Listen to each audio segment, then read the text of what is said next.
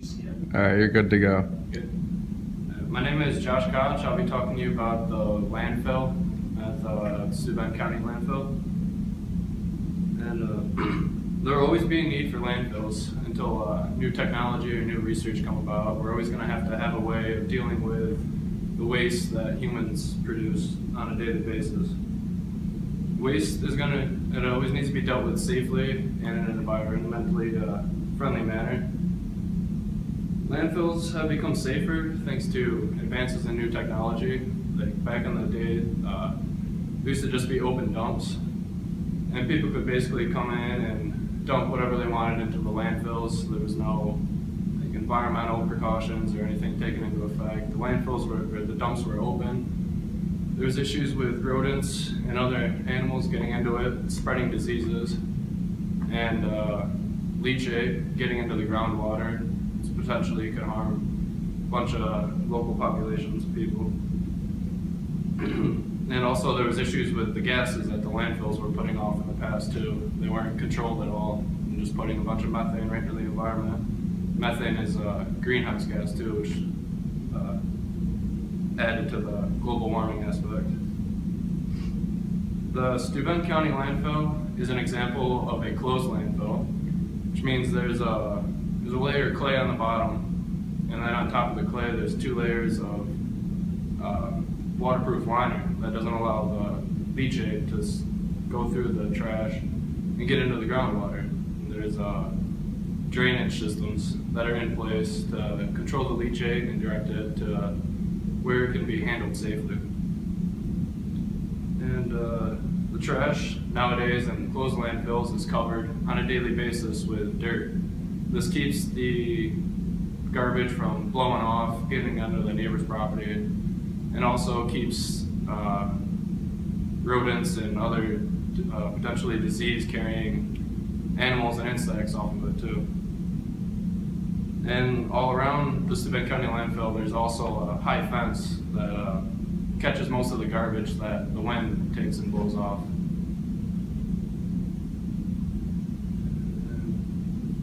The Steuben County landfill is broken up into Old Bath and New Bath. New Bath is broken down into cells. I believe there's 5 cells. Each cell holds approximately 550,000 tons of waste. And on average, the cells last about 5 years apiece. And it's because they receive about 100,000 tons of trash a year at the landfill. When the cells are finished and completed, they are sealed together with another layer of waterproof liner on top. And then once they're sealed, they have to be monitored for a minimum of 30 years. The gases are monitored, and they're monitored for leaks on a daily basis. And also at the Steuben County landfill, there's a piping system. They take the gas off of it, and it's transported to another building where it is used to produce electricity. And all over the New Bath and Old Bath, there's these orange monitoring wells where they can test the amount of, and control the amount of air that is getting into the cells, and they can also take a test and see the composition of the gas that's in the cell as well. And an interesting fact about the Steuben County landfill is on Old Bath, they got local farmers to donate their sheep. They use the sheep to control the grass on Old Bath there in the summertime. This way, the local farmers get free grazing land, and Old Bath gets free lawn maintenance too, so it works out for everybody. And Old Bath had leachate issues in the cells, which is why they put in their own wastewater treatment facility across the road. And through gravity, the leachate goes from Old Bath to the wastewater treatment facility. And it is one of the few landfills in New York State that actually has their own on-site wastewater treatment facility. And yeah, that's it. How long was that? Ready. And speaking next will be Tyler. Ready. Hi, my name is Tyler McGow. I'm following Josh Koch here. Well, as Josh had explained before, There's a liner in the Bath landfill. It's like a rubber material. It's double lined in case any of the leachate filters through all the garbage and everything. It will not go into the groundwater and disturb the groundwater for the local houses. There's Old Bath and New Bath, as Josh had explained. Old Bath was only a single lined landfill, and that allowed all the leachate, not all of it, but majority of it to leak into the actual ground and screw the groundwater.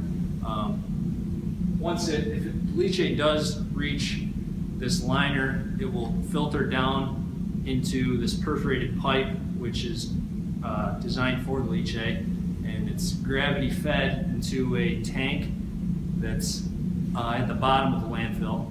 And from there, it's pretty much just a holding tank. From there, it gets gravity fed by a valve, which can be opened and closed by Bob Kingsbury, who runs the actual treatment plant just down the road.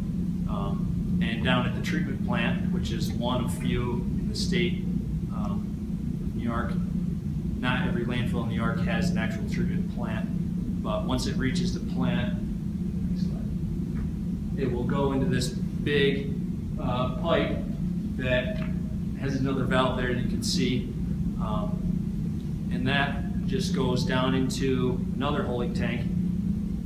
And he gave us an example of the leachate itself. And this is one of the pump houses once it reaches or is heading down towards the actual holding tank. This pump house there's a red light there that will signal. There's a whole bunch of sensors inside this little pump house that, in case there's methane or any kind of greenhouse gas inside of that, you're not going to want to go in there. And off to the right side of that, you can see a big fan, and it will suck all the methane or any kind of extrusive gas that's harmful to you out within 2 minutes. And those two gray boxes on the side of the building they read the flow rate, the temperature, the pH level. This is the holding tank that's actually down in the treatment facility itself. And the bottom of the pipe, or the bottom of the holding tank, that's what actually sends it into the treatment facility itself. That's Bob Kingsbury. He runs the show down at the treatment facility plant. That's the computer that runs everything. He was explaining to us that he has 2 runs of treatment. It's dual treatment, I guess you could say. It's heavy metals removal, and then there's an activated sludge removal. And that's all done through the computer. Everything's all mechanical. This here, the top left picture is the heavy metals removal. It gets sent there through pumps and blowers. There's activated lime, which gets added into the slushy, he called it. And that will raise the pH to 9, which, as you may know, 7 is a neutral, stable pH. Anything below that is more acidic, and anything above that means there's more alkaline in the actual water itself. The bottom picture there is the actual liquid lime that they put into the water. These are just more blowers. The top left picture is the polymers that they can put into the water to stabilize it. This is the second part of the treatment. This is the activated sludge.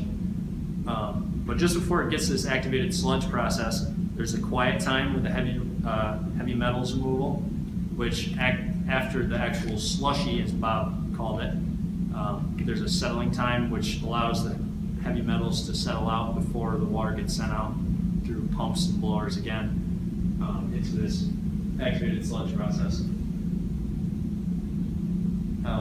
The activated sludge has microorganisms and bugs in it, and Bob was explaining to us he had to flush out some of the bugs every once in a while just to keep them in check, because you don't want too many, and obviously you have to have enough to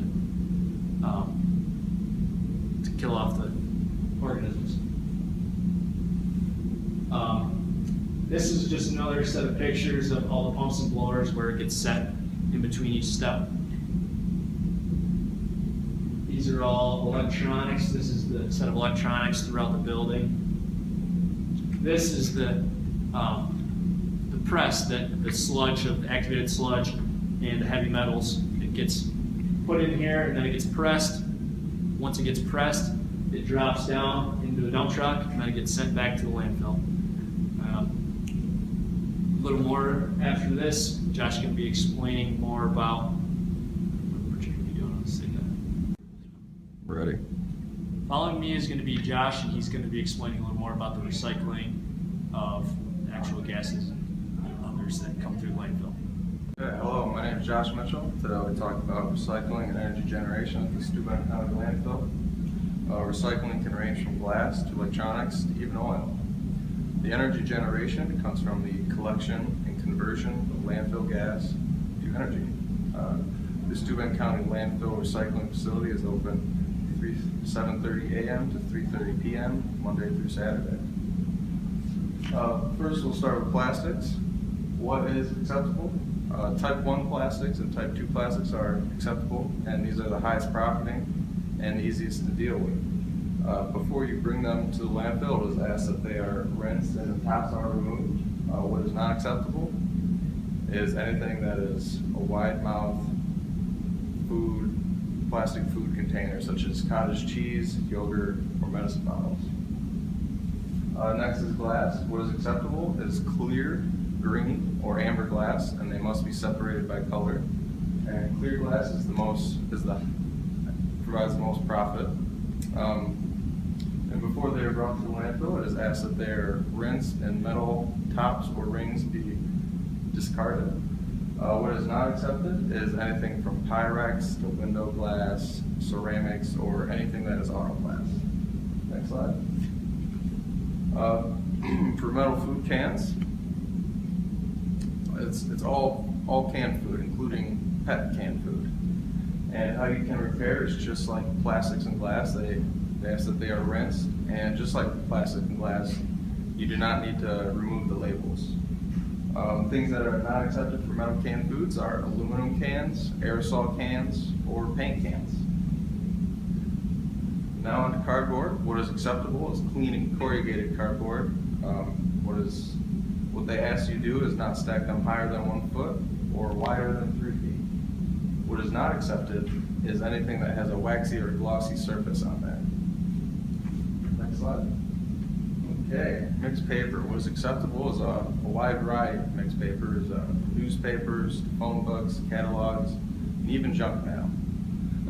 What they ask you do before you bring it to the landfill is not have them stacked higher than 1 foot and keep them dry. Things that are not accepted for mixed paper is anything that's not paper. Next slide. And the landfill also accepts a number of miscellaneous things, such as appliances, scrap metal, fluorescent light bulbs, electronics, waste oil, used oil filters, and propane tanks up to 100 pounds. And these are all at no charge. They also accept tires, but it's $2.50 for each tire, and $13 for tractor tires and truck tires. Next slide. Now on to landfill gas. Landfill gas in production is landfill gas is generated due to the decomposition of waste. It is collected by wells that are built into the landfill. As you can see on my image here that's off the screen, the gas that is used from landfill gas to convert to energy is methane. And the well on the left here shows you the quality of the gas. Usually you want methane between 50 to 55%. Next slide. Okay, after landfill gas is collected, it is brought to the landfill gas to energy facility, where there are two 1.6 megawatt an hour CAT internal combustion engines that convert the methane to energy. They used to use flares, as you can see on the far right here, that would burn the methane into CO2 and H2O. And this is because the methane was 21 times more potent than CO2 to the environment. Next slide. Okay. So, as you can see, the landfill encompasses many features that prove the Steuben County landfill is trying to reduce its negative impact on the environment. And this ranges from monitoring its waste, treating its effluent, and then discarding harmful gases, and even turning them into energy. Thank you.